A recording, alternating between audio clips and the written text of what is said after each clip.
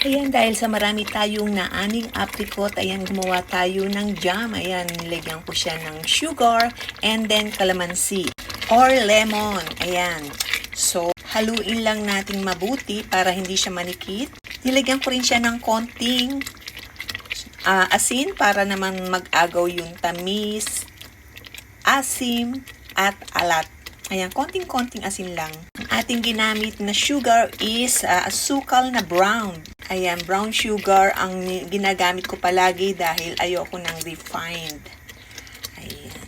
So, ayan, medyo lumalapot na siya. Ibobotelya ko siya. Ayan, normally ginagamit ko yung mga luma kong garapon. Hinugasan ko lang siyang mabuti para mawala yung dating mga trace ng mga nilagay doon.